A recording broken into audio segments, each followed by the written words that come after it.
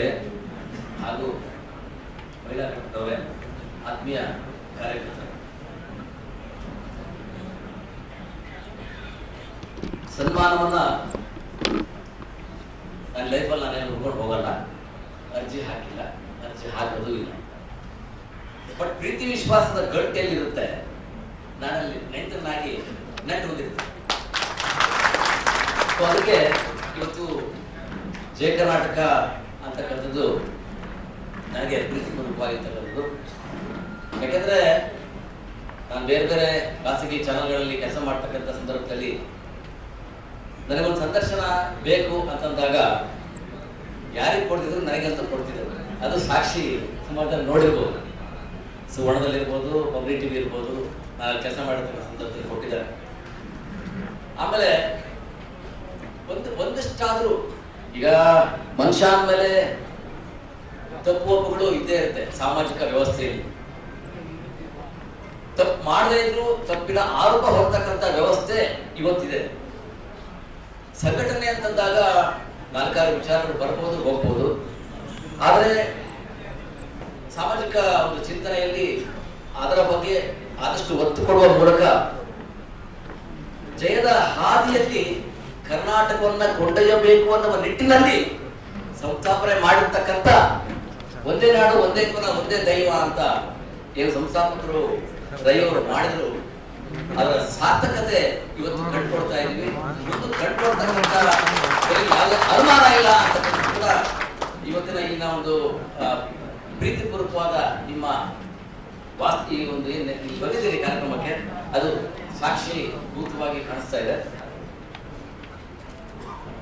ಅವರು ಮುತ್ತಪ್ಪರೆಯವರು ಅನಾರೋಗ್ಯಕ್ಕೆ ಈಡಾಗಿರ್ತಕ್ಕಂಥ ಸಂದರ್ಭದಲ್ಲಿ ಸಾಕಷ್ಟು ಜನ ಮಿತ್ರರು ಹೋಗಿ ಇಂಟರ್ವ್ಯೂ ಮಾಡಿದ್ರು. ಮಾಡಿದಾಗ ನನಗೂ ಬೇಕು ಅಂತ ಅನಿಸ್ತು. ನಾನು ಕೇಳಿದೆ, ಇಲ್ಲ ಯಾರೋ ಏನೇನೋ ಕೇಳ್ತಾರೆ, ಅದಕ್ಕೆ ನಾನೇನೋ ಉತ್ತರ ಕೊಡೋಕ್ಕಾಗಲ್ಲ ಅಂತ ಅಂದರು. ಇಲ್ಲ ನಾನು ಕೇಳಲ್ಲ, ಬೇರೆ ತರ ಕೇಳ್ತೀನಿ ಅಂತ ಹೇಳಿದೆ. ಆಯ್ತು, ನನಗೆ ಮೂರು ತರ ಟೆಸ್ಟ್ಗಳು ನಡೀತಾ ಇದೆ. ಹಾಗಾಗಿ ನಾನು ಯಾವಾಗ ಸ್ವಲ್ಪ ಫ್ರೀ ಆಗ್ತೀನಿ ಅವಾಗ ಕರಿತೀನಿ ಅಂತ ಹೇಳಿದೆ. ಅದಾದ ಒಂದು ವಾರ 10 ದಿವಸ ಅಷ್ಟೇ ಅವರು ನಂತರ ಮಾತಾಡಿದ್ದು ಅದೇ ಕೊನೆ ಮಾತಾಗಿತ್ತು ನನಗೆ. ಆದರೂ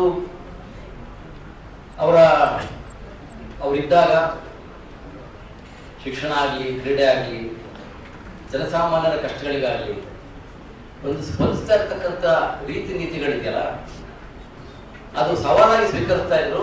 ಮತ್ತೆ ನನ್ನಂತೆ ಯಾರು ಮಾಡಲಿಕ್ಕೆ ಆಗದೇ ಇಲ್ಲ ಅನ್ನೋ ರೀತಿಯಲ್ಲಿ ಸಾಬೀತುಪಡಿಸ್ತಾ ಇದ್ರು. ದುಡ್ಡಿದ್ದವ್ರನ್ನ ಖರ್ಚು ಮಾಡಬೇಕು ಅಂತೇನಿಲ್ಲ, ದುಡ್ಡಿದ್ದವ್ರು ಖರ್ಚು ಮಾಡಿದವರು ಬಹಳ ಜನ ಇದ್ದಾರೆ ಜಗತ್ತಲ್ಲಿ. ಆದ್ರೆ ಇಟ್ಕೊಂಡು ಏನು ಮಾಡಕ್ಕಾಗಲ್ಲ, ಯಾರು ಮಾಡಬೇಕು ಅಂತ ತೋರಿಸ್ಕೊಟ್ಟವ್ರು ಮುತ್ತಪ್ಪರ ಇದೆ.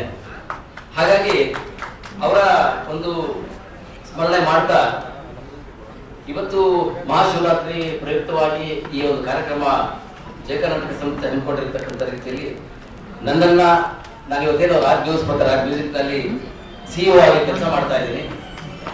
ಅದಕ್ಕೆ ನಮ್ಮ MD ಅವರು ಸೂರ್ಯರತ್ನವರು, ಶ್ರೀನಿವಾಸ ಕಟ್ಟಿಯವರು, ಎಡಿಟರ್ ಅವರೆಲ್ಲ ಕಾರ್ಯಕರ್ತರಾಗಿದ್ದಾರೆ. ಸೊ ಹಾಗಾಗಿ ಆ ಮೂಲಕ, ಆ ಸಂಸ್ಥೆಯ ಮೂಲಕ ನಾನಿವತ್ತು ಇಲ್ಲಿ ಬಂದು ನಿಮ್ಮ ಸನ್ಮಾನವನ್ನ ಸ್ವೀಕರಿಸ್ತಾ ಇರ್ತಕ್ಕಂಥದ್ದು. ಜಯ ಕರ್ನಾಟಕ ಸಂಸ್ಥೆ ಮತ್ತಷ್ಟು ಜನರ ಹತ್ರ ಹೋಗ್ಲಿ, ಜನರ ವಿಶ್ವಾಸಕ್ಕೆ ಮತ್ತಷ್ಟು ಪಾತ್ರವಾಗಲಿ, ಮುತ್ತಪ್ಪರೆಯವರ ಹೆಸರನ್ನ ಮತ್ತಷ್ಟು ಎತ್ತರ ಮಟ್ಟಕ್ಕೆ ಕೊಂಡೊಯ್ಯಲಿ ಅಂತ ನಾನು ಪ್ರೀತಿಪೂರ್ವಕವಾಗಿ ಹಾರೈಸ್ತಾ, ನನಗೆ ಇಲ್ಲಿ ಒಂದು ಪ್ರೀತಿಪೂರ್ವಕವಾಗಿ ಸನ್ಮಾನ ಮಾಡೋದಕ್ಕೆ ನಿಮಗೆಲ್ಲ ಆಭಾರಿ ಮತ್ತೆ ಕೃತಜ್ಞತೆಯನ್ನು ಸಲ್ಲಿಸ್ತಾ ನನ್ನೊಂದು 2 ಮಾತನ್ನು ಮುಗಿಸ್ತೀನಿ. ಜೈ ಜಯ.